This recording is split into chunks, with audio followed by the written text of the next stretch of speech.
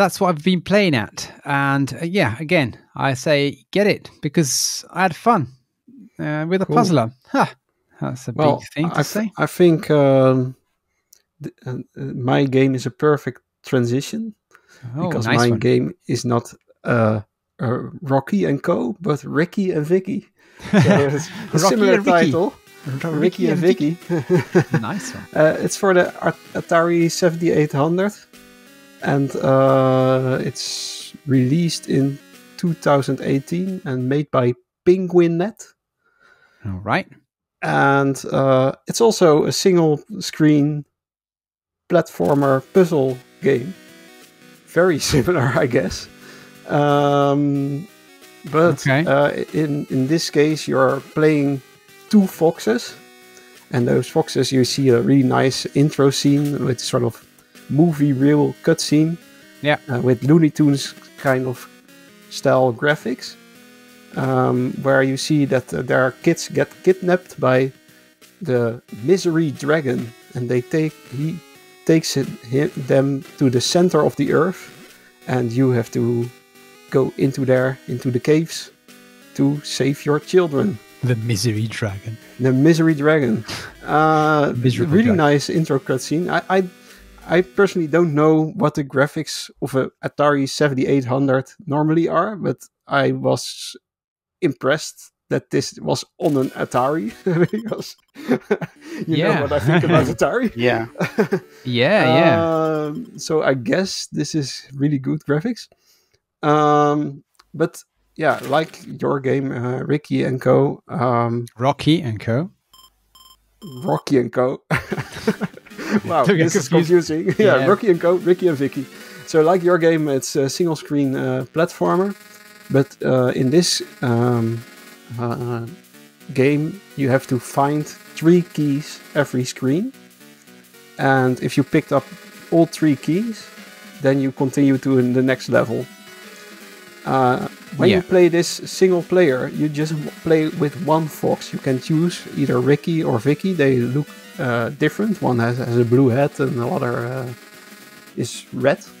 So they look different, but they don't behave different. So they mechanically they are totally the same. And the difficulty in this game is that you have to collect those keys and with help of boxes. So you can pick up boxes and you can throw them either forward and or upward and even downwards. And if they hit a wall, then they stick onto that wall. So you can, for example, jump, throw the box, and you throw it into the wall higher, and they stick into the wall for some seconds. So you have to be quick if you want to use that for a temporary platform, because it falls down eventually. So if you want to get higher, you have to throw it high on the wall, then jump on the box quickly, and then jump higher. But then, of course, you're higher in the level, and you can pick up the box again. So stuff like that, you have to think about. This is all in the first world. Worlds are 8 levels long, I think. No, 10 levels long. How many worlds? I think there are 8 worlds. They say there's 100 levels, so I'm not sure. 100 levels. Yes, a lot more than Andy's game. And the levels also wrap around. So if you fall down into a pit in the screen, then you come out on the top of the screen. So you can also use that to grab the keys. The sprites are quite large, so there's not a lot of area to move around. So the levels become quite small because of it. But they still get very complex. In the beginning, it's just those boxes, and you have to figure out a way to use them as platforms, or remove them and not get crushed by them, because if they fall on your head, then you lose a life. But that's very easy. The first 9 levels are very easy, for me at least. And then you get a boss. So there's also boss fights. Every world has a boss. Those bosses are they are all unique. They have like all kind of patterns. For example, the first boss I can spoil is like sort of mole character, and he digs into the ground, and then he comes out on the top of the screen and falls down on you, and you have to wait several of those patterns until he drops a box, and then you have to pick that box up quickly and throw it at him to hit it, and then you have to hit it, I think, 3 times to kill it. So that was pretty straightforward. And then if you finish the first world, then you get a more complicated world where there's also buttons. So there are, in that world is more like an Egyptian theme. The first world was more like a cave themed. Yeah, with water. It's absolutely streaming beautiful. Water. You see also the waters going down into the screen. Yeah, and coming up outside of the screen. So Sonic you see does that. The wrapping around, so it learns you to wrap the screen. But there's also in the second world there's buttons, so you have to put the boxes on buttons, and then some doors open and some doors close when the box is on there. So you have to figure that out, how to get to the keys with help with the right button combinations. Why did the boxes flash when you pick them up? Probably just to be clear that you have them in your hands and it's not in sticking on the wall or something. All right. So that's the gist of it. So every time you have to just grab 3 keys and continue to the next level. So there's also enemies in the levels. I can see them. Yeah, beautiful enemies as well. I think these are easily the best sprites I've ever seen on Atari 700, because they look like they would be at least NES level sprites.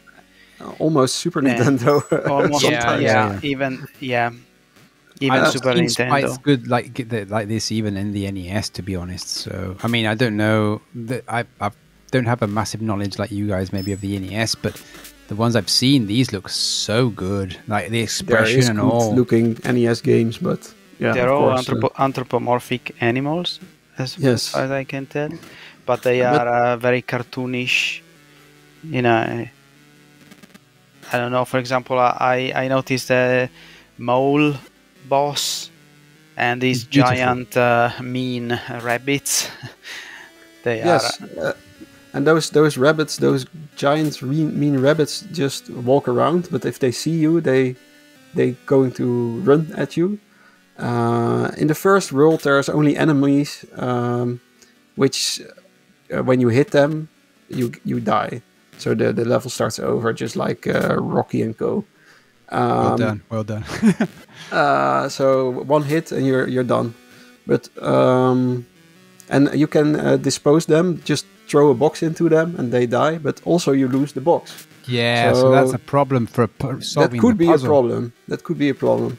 So sometimes you have to be in the right order. But as I said, the first world is quite easy.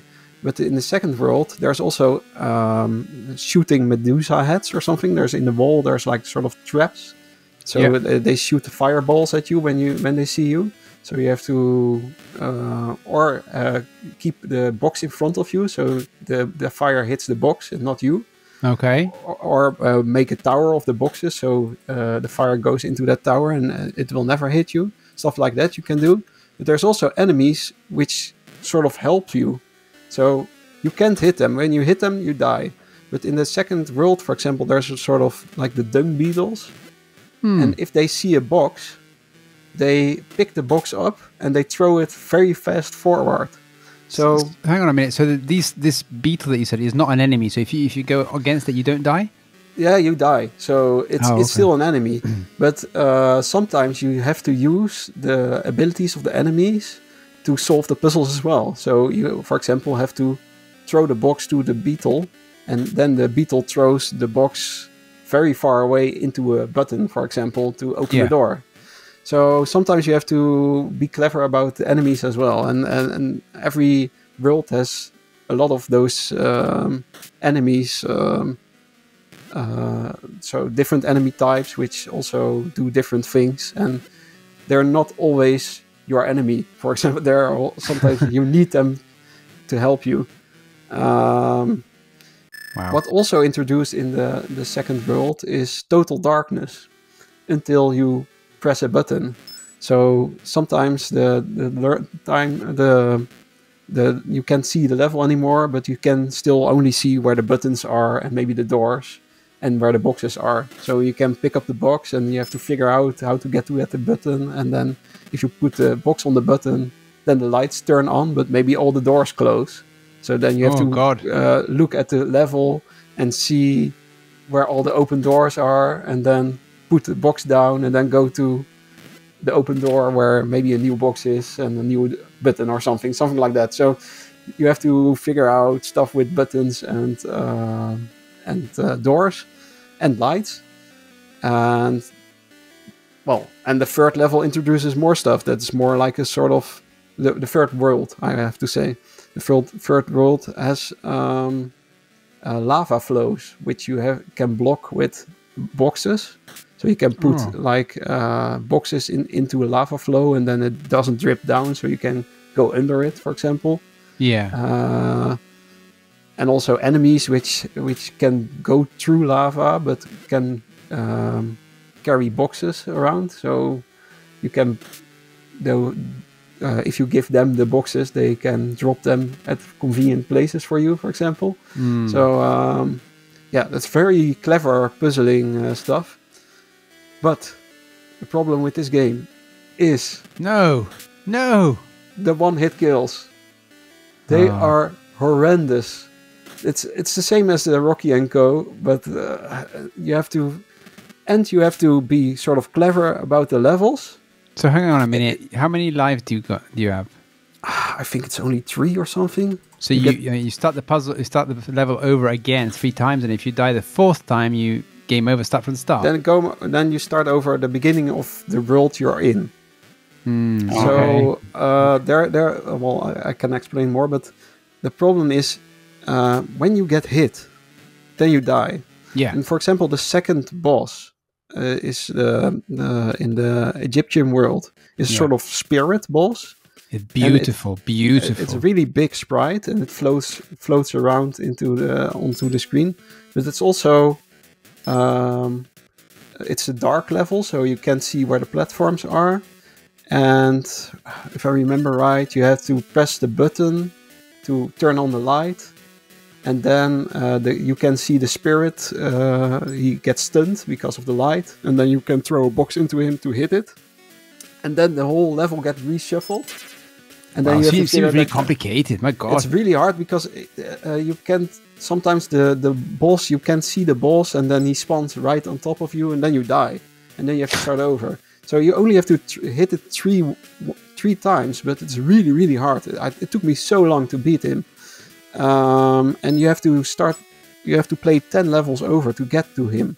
But there's one thing: if you game over 3 times in a row, I think, then the game says, okay, do you want infinite continues in trade of 0 high scores?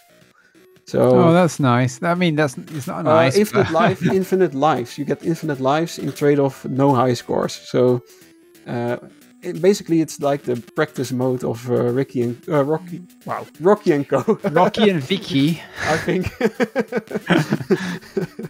So then you can start over the level over and over. You can just die infinitely on the level, but it's still hard because if you hit one enemy or a boss, then you have to start over the whole level.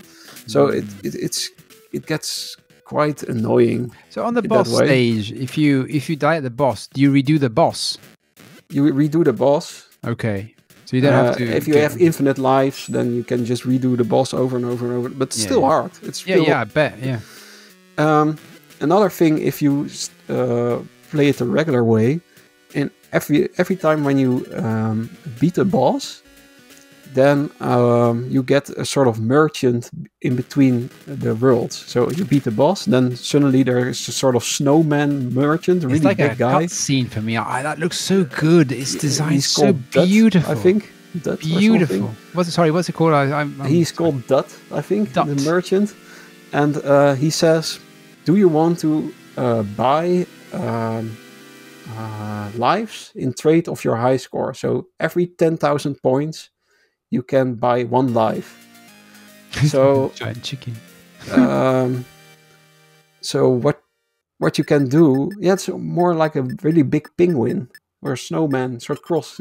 But what you can do is, okay, if you're doing a high score run, you can trade your score for lives. So you can maybe buy 1 life for 10,000 points, but you get a lower high score in the end. So if you're good, you never have to buy lives. But if you're bad, then you have to buy lives eventually in between levels, maybe. If you're terrible like me, you do the 0 points runs. But yeah, I had so much fun with this game because it's so similar. A game I really, really love is Donkey Kong 94 on the Game Boy. On the regular Game Boy. It's one of the best Game Boy games. And I watched a video with the creator of this thing, and he said it's also heavily inspired by that game. So it's also a single screen puzzler where you have to pick up 3 items and then go to the door, I think, if you remember right. Let's turn on all of it. And so it's really good, but it's so brutally hard, and that's so unfortunate. And I have a question though. Have you tried to play the multiplayer mode? Well, yeah, that's I only watched videos. I didn't dare to play the multiplayer because I couldn't do it. I'm not good at myself, and in my household or my friends are even worse probably. So I thought, when you play that multiplayer co-op, then you have to work together, but it's also 1 hit, 1 kill. So if one person dies, then the level starts over. But do you get exactly the same levels? No, it's all different. Okay. Yeah, it's all different levels. Yeah, what? and Is it all also procedurally generated? Sorry. No. For this the 2-player co-op, there's different levels. Okay. And it's because you can help each other. You have to, for example, you can both carry a box, or you can carry a box and you have the box in front of you, and then the other character can jump on the box you're holding. Or you can, I think you can even throw them up or something. You can throw each other. It's really, you can do a lot. Cooperatively. Wow, I can't say the word. In co-op. I can't say the word. Yeah. So yeah, the stages had to be redesigned for that, and also there's different bosses. So the 100 levels is taken into consideration. I don't know if there's. They say there are 6 different caverns and 100 puzzles to challenge, but I don't know if it's spread around 1 player and 2 player, or that it's maybe, I don't know. But they both are unique adventures. So it's quite nice though that they've done a completely different world for multiplayer. Yes. Yeah. I was gonna ask that because you mentioned that there's 2 characters, 2 foxes, but then you described the game for 1 only. And I thought, well, but if we're the same levels, and then, well, either they are not possible alone, or they're too easy in 2. But then instead they give you completely different levels in 2-player mode. Then it makes total sense. But I wished that they just gave the players 2 hit points. Then the game would be so much more fun for me, that you just can get hit once, and then the second time you hit, then you die or something. That would be like so much improvement for me for this game, because it's so bloody hard. And I like hard games, but this is just, because also the hitboxes, the sprites are quite big, so it's really easy to touch hitboxes. But the hitboxes of I was looking at that before, like the dung beetle hitbox is not all of its body; it's just a part because he walks into it and then doesn't get hit. So, oh really? Yeah, I just maybe for some characters it is, but I felt that the hitboxes are pretty rough, and also because you're so big sprites, you get the same problem with jumping, that you bump your head really easily into the ceiling when you jump, and then so it's all maybe a little bit too cramped on the screen. So that's why you maybe sometimes I got a little bit issues with that it's a bit too cramped, I guess. It's maybe you can get used to it, but for me it was just so hard. But yeah, maybe if you are more patient, and maybe if you have a Atari 7800 and have no good games to play other than this game, then, which is probably is a thing, because I don't know if there's any other good games on that system, then you're probably going to have a lot of fun with this game for years to finally beat it. Yeah, I think yeah, it's a so good game. The music is also amazing, and it's only done in 7 colors. Every screen is only beautiful. 7 colors, but it looks like it's a 16-bit game. You don't miss the colors, I think. I never felt it's a low amount of colors. It looks really vibrant, and it just, very diverse. I loved the graphics. I love the music. They use special chips on the cartridge. Yeah, for the course. Music, they could use something they developed called Bub chip to make better music.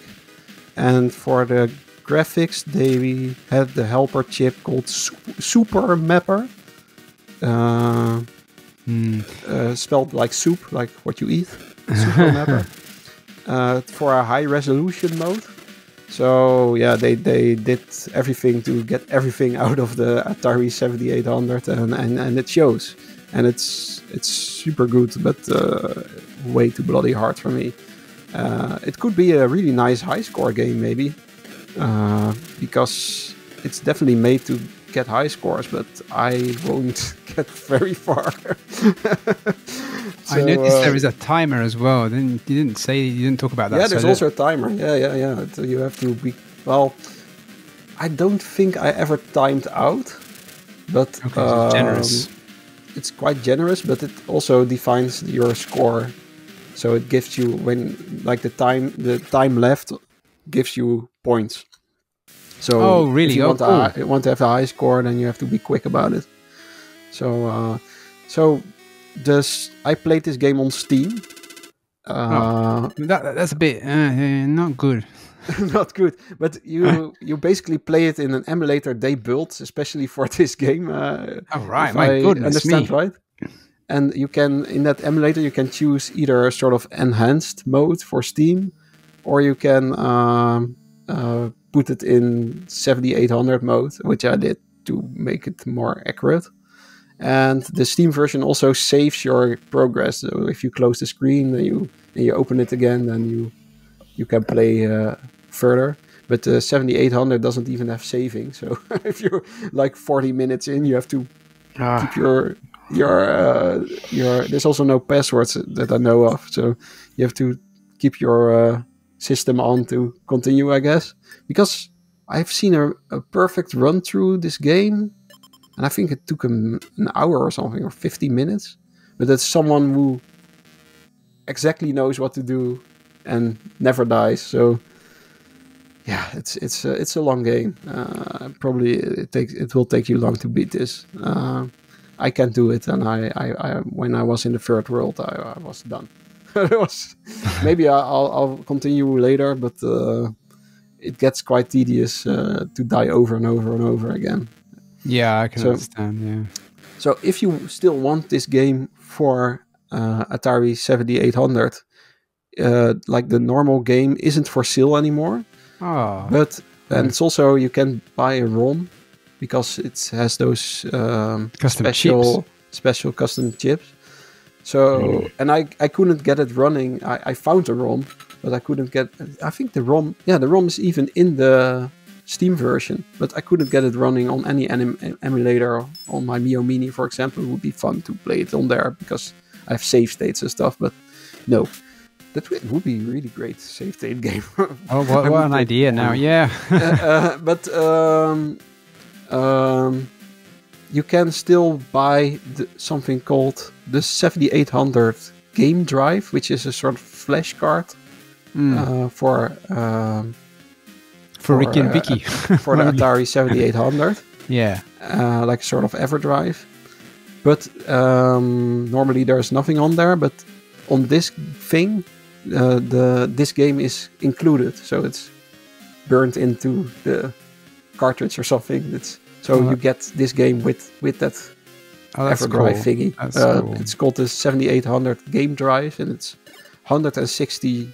So it's not nothing, but you can play all games of the 7800. I don't know if you want it, but you can at least play this on the real system.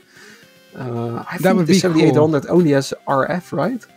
I think so, and also it only has 4 kilobytes of RAM, so you know. So the signal on RF is maybe not the best. I enjoyed it on Steam. It also has achievements on Steam, so I could recommend to play it on Steam. It was like, I think €8 or something to buy it. Wasn't that bad. I say it looks pretty good on a CRT with the RF or whatever it is. Because all the edges are like smoothed out sort of, and I don't know. That's true. It has a little charm for me when I look at it on. I was just looking at some run-throughs here on a CRT. Possibly, I think we're in there RF, because all the writing is like purple and white, and it's all blended and rainbow. But I mean, it looks how it's supposed to be. Yeah, but it looks both. I think it looks good in pixel art only as well. It's just a very striking game. It really looks great. Yeah, I just wished it was. That is just amazing. Well, I look at it, just looking at this mole guy that's going up and down, and he releases some giant rocks and some giant jewels. The animations are also very good. Good Lord! What I also I watched that developer interview, and he said one of the characters in his walk cycle he lands on his heel, and the other character in his walk cycle lands on his toes.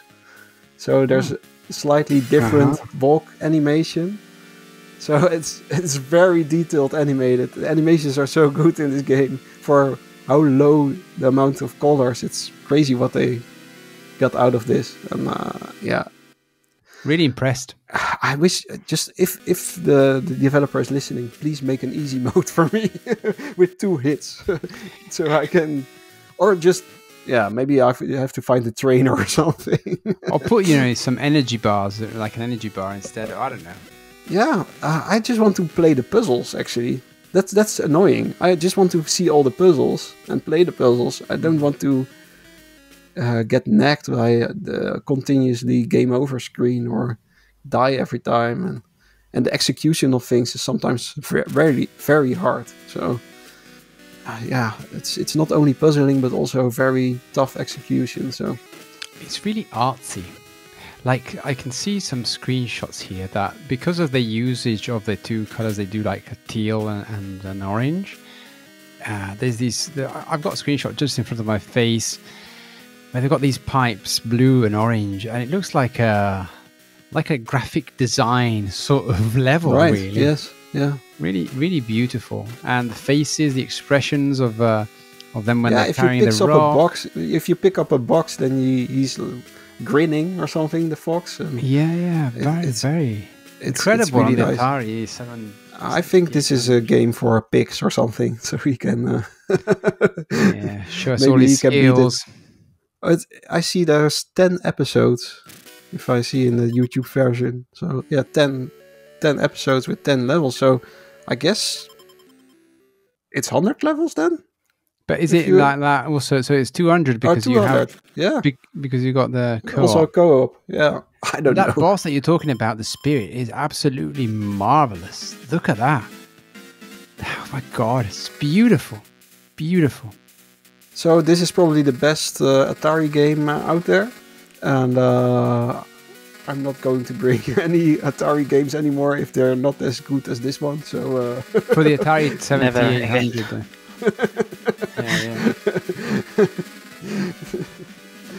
Anyway.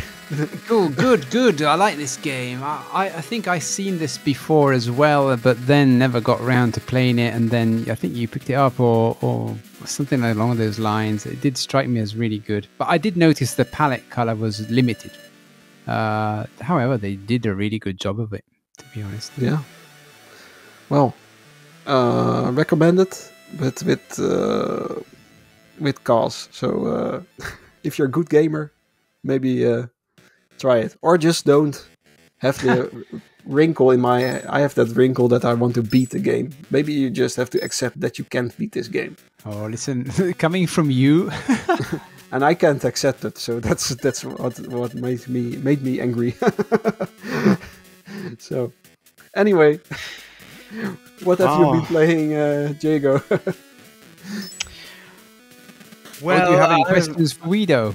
I don't have any question, but I was blown away by the quality of this game. Really, never thought this was possible on an Atari 7800, and also, well, it appears that it's really a collector's item, this game nowadays. If you want it on cartridge, I think that's gonna cost an unreasonable amount of money to get it on cartridge. But thankfully, there's a Steam version, and I would just want to play this game, and it's just a few bucks on Steam. I think it was €8 or something like that. 8, and it's even I see a historical low was 80 cents. So, 80 cents. Holy. So if you wait for a discount, then then you can maybe pick it up for that price. Well, or I would say it's definitely worth 8. Or you can get it for 160 on that Game Drive thing. Yeah. But I'm not sure if the Game Drive thing, well, is it an attempt at including all the best games? No, it's just a flash card. So it's like an EverDrive. So you can put on everything you want, and that game is pre-installed. So. Yeah, legally. Well, yes, but if you just want to play the game, thankfully there is a Steam version for it. So I think. By the way, that Game Drive also has an AV out, so you can play your 7800 probably in RGB video. Okay. It will cost you like £500, but $160 for the physical release. Then you have RGB out, all the games, and this game. So the flash card. If you're a fan of the 7800, maybe it's worth it. Maybe, yeah. But definitely one of the best games I've seen. So yeah.